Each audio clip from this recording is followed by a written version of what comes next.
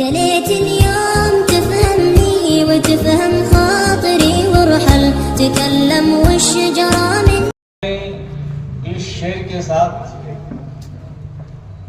अपनी गुफ्तगू का आगाज करता हूँ कि शजर इस्लाम का जिंदा रहेगा इंशाअल्लाह। शजर इस्लाम का जिंदा रहेगा, रुखे ईमानी ताबिंदा रहेगा और रहेंगे हाथ में दुश्मन हजारों मगर इस्लाम पाइंदा रहेगा। मुअज़्ज़ज़ उलमा किराम और मुख्तलिफ पंचायत हजरात के हजरात, मदार हजरात, इमाम मसाजिद, उलमा खुतबा हजरात, जैसे कि हज़रत मौलाना मुफ्ती कलहा साहब ने बताया कि दरअसल यहाँ आज़ादी है उसको ये कानून पामाल करता है और मुसलमानों को पीछे धकेलने, मुसलमानों को इबादत गाहों पर कब्जा जमाने की कोशिश है। बहुत सारी बातें आई, इसकी पूरी तफसील को आप देखेंगे, चाहे वो लिमिटेशन एक्ट हो, ओवरराइडिंग एक्ट हो, वक्फ बाय यूजर हो, ये बहुत सारी चीजें हैं उसमें। ये तमाम की तमाम चीजों से सिर्फ वक्फ की जायदाद को इससे अलग कर दिया गया है। बाकी जो दूसरे धर्म के जितने भी लोग हैं, चाहे हिंदू भाई हमारे हो, सिख भाई, ईसाई, क्रिश्चियन, जैन, लिंगायत, बुद्धिस्ट, जो कुछ भी हो, उन तमाम लोगों को उसमें बाकी रखा गया है। गोया ये हिंदुस्तानी शहरियों के दरमियान में खाना जंगी की कैफियत ये पैदा करना चाहती है सरकारी हुकूमत। इस शौक में मैंने बताया, ऐसे तर्जुमों से मैं तफसील के साथ इस पर बात रख रहा हूं। हम लोगों को करना क्या है, हम लोगों को करना क्या है? आज के इस मजलिस में हम लोगों को ज्यादा से ज्यादा इस पर बात करनी चाहिए, किस अंदाज में हम लोग करें। मैं बड़े माजरत के साथ, बहुत सारे पेशानी हमें नजर यहां पर आ रही हैं, जो फिक्रमंद लोग हैं, जिम्मेदार लोग हैं। मैं कहना चाहता हूं, अभी तो इलेक्शन गुजरा हमारे यहां, जिनके लिए, जिनको जिताने के लिए, जिनकी हमदर्दी में हम स्टेज सजाया करते थे और उनके गले में माला पहनाया करते थे, आज हम परेशान हैं, हम मुसीबत में हैं। क्या उन्होंने आपके लिए स्टेज सजाया? क्यों नहीं? आप यूज होंगे? क्या आपके गम में शिरकत करने के लिए हमदर्दी के दो बोल बोले? क्यों नहीं? आप कब तक यूज एंड थ्रो का मामला होते रहेंगे? कहां है वो लोग? मेरी बात समझ रहे हैं आप? तो जब हम जिसके लिए तुम्हारे लिए स्टेज सजाएं, तुमको जिताने के लिए तुम्हारे गले में माला पहनाएं, हमदर्दी की रात रात पर हमारे जवान जागे, पर्चियां तकसीम करें, याद रखना चाहिए अगर इस 10 जून के मुसीबत के वक्त में भी कोई नहीं आया था और आज भी हमारे सामने अगर कोई नहीं आया, तो हमारे इस उंगली के ताकत को कोई रोक नहीं सकता, जो उसके वक्त पर हम इस्तेमाल करें। इसको समझ लेना चाहिए और लोगों को पैगाम दे देना चाहिए। क्यों हमको जमहूरी अंदाज में प्रोटेस्ट करने का, एहतजाज करने का इख्तियार नहीं मिलेगा? भाई क्यों नहीं मिलेगा? क्या आप जमहूरियत का गला घोटना चाहते हैं? आप उसको दबाना चाहते हैं? तो याद रखना चाहिए कि मुसलमान अब इस्तेमाल नहीं हो सकता है आपके लिए। तमाम हम किस लिए बात कह रहे हैं, आप तमाम हजरात जान रहे हैं इस चीज को। दूसरी बात, झारखंड जन्मे हुए, झारखंड की पैदाइश को कितने साल हो गए? 25 साल हो गए। कितनी सारी हुकूमतें आई, जमहूरी सेकुलर हुकूमत भी आई और गैर सेकुलर हुकूमत भी आई। वक्फ बोर्ड का स्टेटस क्यों नहीं मिला? क्यों नहीं मिला? नियमावली क्यों नहीं बनी? किसने रोका? ये सवाल है जो आप लोगों को अब करना चाहिए। ये कि हमारा जो है मामला, ताल्लुकात खराब हो जाएंगे, हमारी बात बिगड़ जाएगी, चाय का मामला हल नहीं होगा, बंद हो जाएगा, माफ कीजिएगा। लेकिन खुदा की कसम, अगर आपकी शरीयत सच में है, आपने अगर अपने बाप का भी चेहरा देखा तो आपसे बड़ा गुनाहगार और जालिम कोई नहीं हो सकता। बेशक इसको समझ लेना चाहिए मेरे मुहतरम बुजुर्ग और दोस्तों। इसलिए अब जो है आज की मजलिस में, अब तो वक्त काफी हो रहा है, अगर हम लोग कहते हैं कि अजान हो रही है, यकीनी तौर पर नमाज अहम चीज है, पढ़ना है। क्या ये तय करने के लिए हम लोग नमाज के बाद भी नहीं बैठ सकते? ये वक्फ इबादत है, इबादत शरीयत का पाठ है। जिस तरह नमाज कायम करना मुसलमानों पर फर्ज है, इसी तरह वक्फ की जायदाद की हिफाजत करना भी मुसलमानों पर फर्ज है, जिम्मेदारी है आपकी। इसलिए जज्बात में नहीं, तमाम तर जमहूरी हुकूक को इस्तेमाल करते हुए जो हमारे सियासी कारकुनान हैं, जो समाजी कारकुनान हैं, जो ये कहते हैं कि बहुत सारे मौके पर जो लीडरान हैं सियासी मैदानों में, मजहब दूसरे मजहब के लोग हैं, उनके लिए मेहनतें करते हैं, दर दर जाते हैं, हम जानते हैं बड़े अच्छे हैं, उन तमाम चीजों को, सोर्सेज को आप इस्तेमाल क्यों नहीं करते? परमिशन क्यों नहीं मिलेगा भाई? परमिशन लीजिए। आपकी भागदौड़, आप इतने साल से फला पार्टी के हमदर्द बने हुए हैं, आप इतने साल से गमखार हैं, क्या है आप? क्यों नहीं परमिशन ले पाते हैं आप? कहां के ताल्लुकात आपके, कहां के आपके अखलाक, कहां चले गए आपके अखलाक? कैसे ताल्लुकात आपके? चाय पीने के लिए, बिस्किट खाने के लिए, इफ्तार पार्टी में रुमाल ओढ़ने के लिए, खजूर खिलाने के लिए, टोपी पहनाने के लिए, गलत है। ऐसे वक्त में अगर ताल्लुकात काम में नहीं आते हैं तो उस ताल्लुकात पर लात मारना चाहिए। बिल्कुल बिल्कुल, बेशक हाँ कहे लात मारना चाहिए। इसलिए मेरे मोहतरम बुजुर्ग और दोस्तों, ये तमाम पहलुओं पर गौर कीजिए और जो गाइडलाइन है, हम लोग मकामी हालात को भी देखें, मकामी चीजों को भी देखें और उन तमाम चीजों को बरूए कार लाते हुए जो हमारे दस्तूर ने, मुल्क के संविधान ने जो हमें हक दिया है, उस हक को मुकम्मल तौर पर इस्तेमाल करना चाहिए। अपने नाराजगी को बताया जाए, अपने एहतजाज को दर्ज कराया जाए। इन्हीं बातों पर मैं अपनी बात को खत्म करता हूं। आजादी है उसको यह कानून पामाल करता है और मुसलमानों को पीछे धकेलने, मुसलमानों को इबादत गाहों पर कब्जा जमाने की कोशिश है। बहुत सारी बातें आई, इसकी पूरी तफसील को आप देखेंगे, चाहे वो लिमिटेशन एक्ट हो, ओवरराइडिंग एक्ट हो, वक्फ बाय यूजर हो, ये बहुत सारी चीजें हैं उसमें। ये तमाम की तमाम चीजों से सिर्फ वक्फ की जायदाद को इससे अलग कर दिया गया है। बाकी जो दूसरे धर्म के जितने भी लोग हैं, चाहे हिंदू भाई हो हमारे, वो सिख भाई, ईसाई, क्रिश्चियन, जैन, लिंगायत, बुद्धिस्ट, जो कुछ भी हो, उन तमाम लोगों को उसमें बाकी रखा गया है। गोया ये हिंदुस्तानी शहरियों के दरमियान में खाना जंगी की कैफियत ये पैदा करना चाहती है सरकारी हुकूमत। इस शौक में मैंने बताया, ऐसे तर्जुमों से मैं तफसील के साथ इस पर बात रख रहा हूं। हम लोगों को करना क्या है? हम लोगों को करना क्या है? आज के इस मजलिस में हम लोगों को ज्यादा से ज्यादा इस पर बात करनी चाहिए, किस अंदाज में हम लोग करें।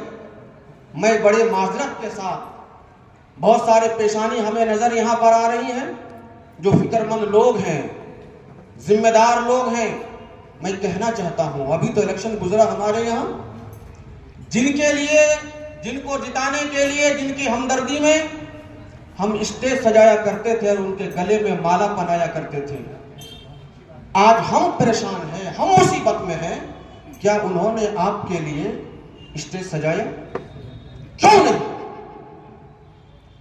आप यूज होंगे? क्या आपके गम में शिरकत करने के लिए हमदर्दी के दो बोल बोले? क्यों नहीं? आप कब तक यूज एंड थ्रो का मामला होते रहेंगे? कहां है वो लोग? मेरी बात समझ रहे हैं आप? तो जब हम जिसके लिए तुम्हारे लिए स्टेज सजाएं, तुमको जिताने के लिए तुम्हारे गले में माला पहनाएं, हमदर्दी की रात रात पर हमारे जवान जागे, पर्चियां तकसीम करें, याद रखना चाहिए अगर इस 10 जून के मुसीबत के वक्त में भी कोई नहीं आया था और आज भी हमारे सामने अगर कोई नहीं आया तो हमारे इस उंगली के ताकत को कोई रोक नहीं सकता, जो उसके वक्त पर हम इस्तेमाल करेंगे। इसको समझ लेना चाहिए और लोगों को पैगाम दे देना चाहिए। क्यों हमको जमहूरी अंदाज में प्रोटेस्ट करने का, एहतजाज करने का इख्तियार नहीं मिलेगा भाई? क्यों नहीं मिलेगा? क्या आप जमहूरियत का गला घोटना चाहते हैं? आप उसको दबाना चाहते हैं? तो याद रखना चाहिए कि मुसलमान अब इस्तेमाल नहीं हो सकता है आपके लिए। तमाम हम किस लिए बात कह रहे हैं, आप तमाम हजरात जान रहे हैं इस चीज को। दूसरी बात, झारखंड जन्मे हुए, झारखंड की पैदाइश को कितने साल हो गए? 25 साल हो गए, कितनी सारी हुकूमतें आई, जमहूरी सेकुलर हुकूमत भी आई और गैर सेकुलर हुकूमत भी आई। वक्फ बोर्ड का स्टेटस क्यों नहीं मिला? क्यों नहीं मिला? नियमावली क्यों नहीं बनी? किसने रोका? ये सवाल है जो आप लोगों को अब करना चाहिए। ये कि हमारा जो है मामला ताल्लुकात खराब हो जाएंगे, हमारी बात बिगड़ जाएगी, चाय का मामला हल नहीं होगा, बंद हो जाएगा, माफ कीजिएगा, लेकिन खुदा की कसम अगर आपकी शरीयत सब में है, आपने अगर अपने बाप का भी चेहरा देखा तो आपसे बड़ा गुनाहगार और जालिम कोई नहीं हो सकता। बेशक इसको समझ लेना चाहिए मेरे मोहतरम बुजुर्ग और दोस्तों। इसलिए अब जो है आज की मजलिस में, अब तो वक्त काफी हो रहा है, अगर हम लोग कहते हैं कि अजान हो रही है, यकीनी तौर पर नमाज अहम चीज है, पढ़ना है, क्या ये तय करने के लिए हम लोग नमाज के बाद भी नहीं बैठ सकते? ये वक्फ इबादत है, इबादत शरीयत का पार्ट है। जिस तरह नमाज कायम करना मुसलमानों पर फर्ज है, इसी तरह वक्फ की जायदाद की हिफाजत करना भी मुसलमानों पर फर्ज है, जिम्मेदारी है आपकी। इसलिए जज्बात में नहीं, तमाम तर जमहूरी हुकूक को इस्तेमाल करते हुए जो हमारे सियासी कारकुनान हैं, जो समाजी कारकुनान हैं, जो ये कहते हैं कि बहुत सारे मौके पर जो लीडरान हैं सियासी मैदानों में, मजहब दूसरे मजहब के लोग हैं, उनके लिए मेहनतें करते हैं, दर दर जाते हैं, हम जानते हैं बड़े अच्छे हैं, उन तमाम चीजों को, सोर्सेज को आप इस्तेमाल क्यों नहीं करते? परमिशन क्यों नहीं मिलेगा भाई? परमिशन लीजिए। आपकी भागदौड़, आप इतने साल से फला पार्टी के हमदर्द बने हुए हैं, आप इतने साल से गमखार हैं, क्या है आप? क्यों नहीं परमिशन ले पाते हैं आप? कहां के ताल्लुकात आपके, कहां के आपके अखलाक, कहां चले गए आपके अखलाक? कैसे ताल्लुकात आपके? चाय पीने के लिए, बिस्किट खाने के लिए, इफ्तार पार्टी में रुमाल ओढ़ने के लिए, खजूर खिलाने के लिए, टोपी पहनाने के लिए, गलत है।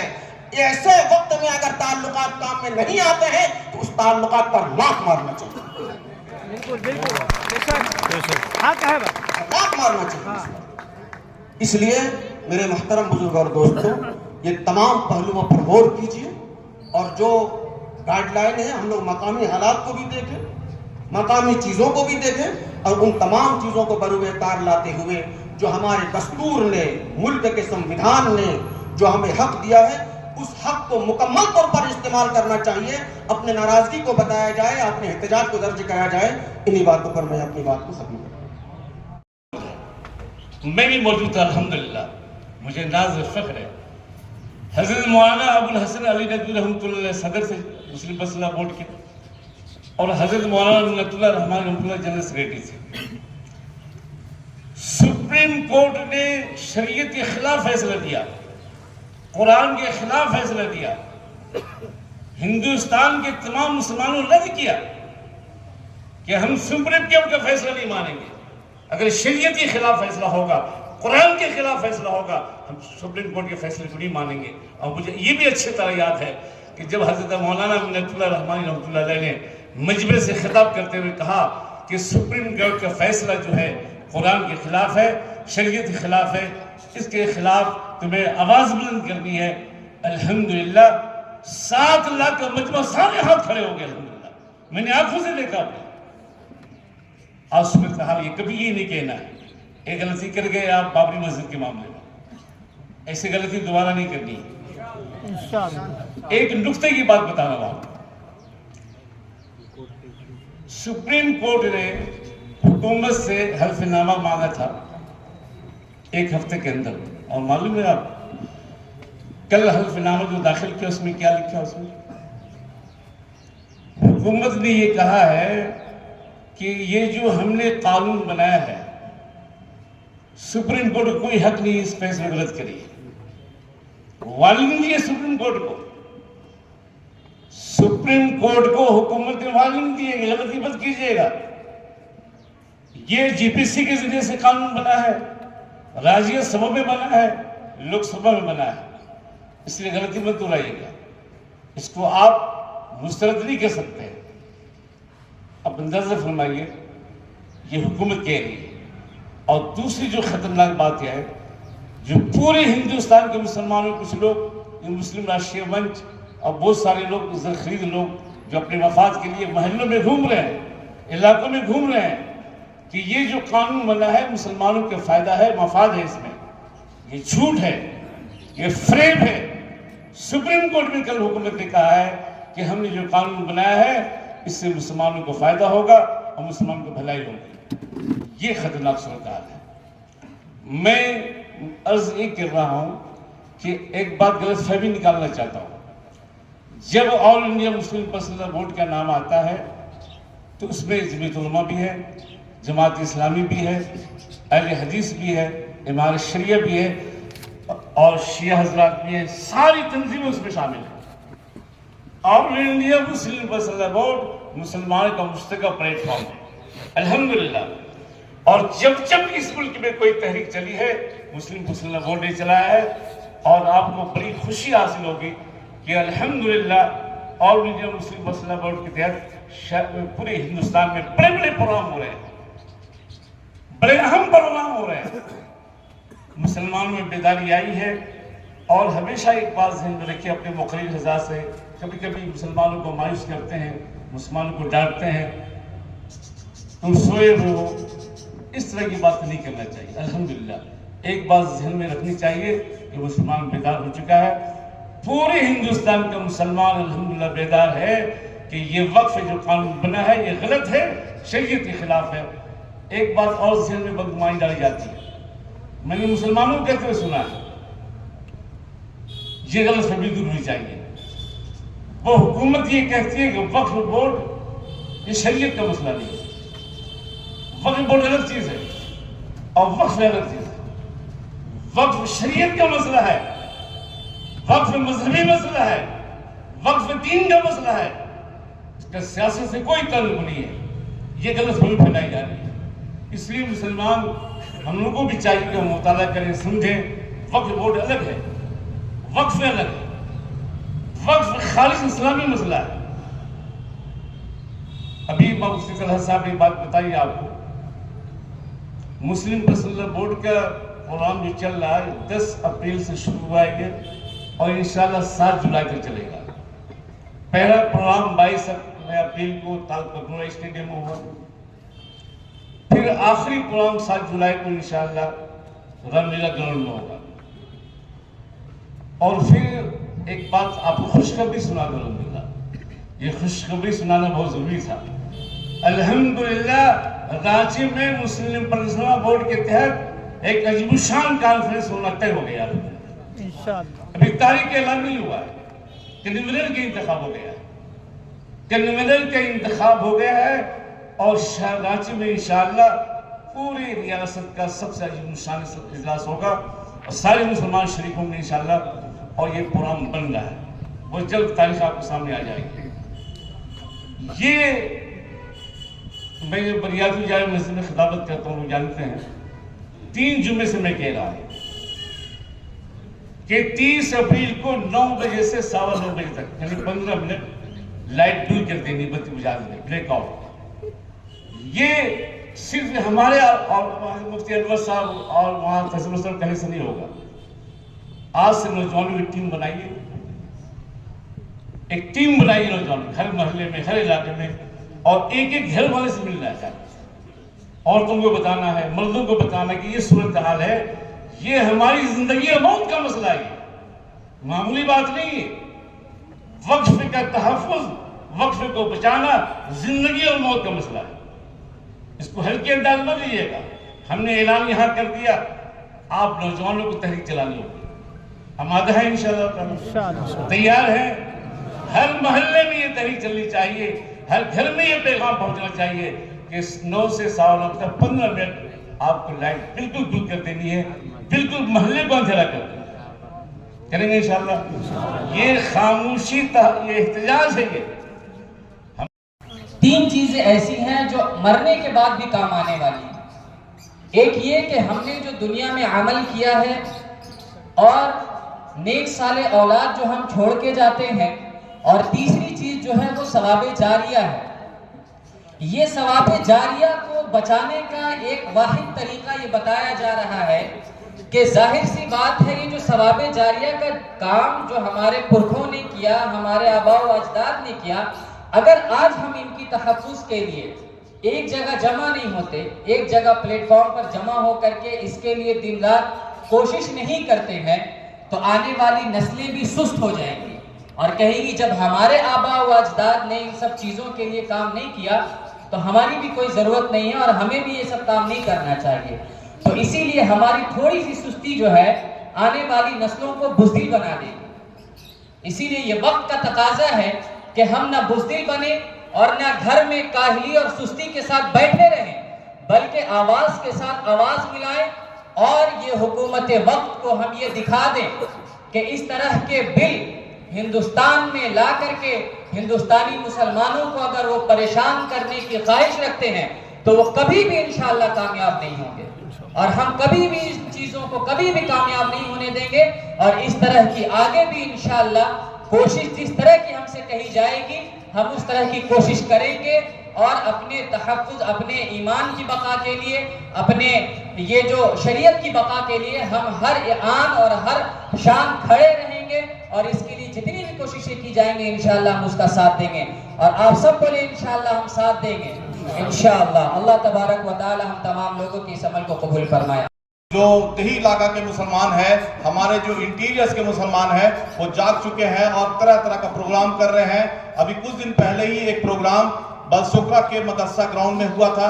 आपको बता दें कि वहां पर कल ही हम लोग वहां गए हुए थे, हालांकि हम तो जहां प्रोग्राम हो रहा है वहां जा रहे हैं। वहां पर मर्दों को छोड़ दीजिए, हमारी माँ बहनें, औरतों की संख्या यहाँ का 10 गुना ज्यादा होगा। तो लोगों में बेदारी आ रही है, लोग समझ रहे हैं कि वक्फ का मसला क्या है।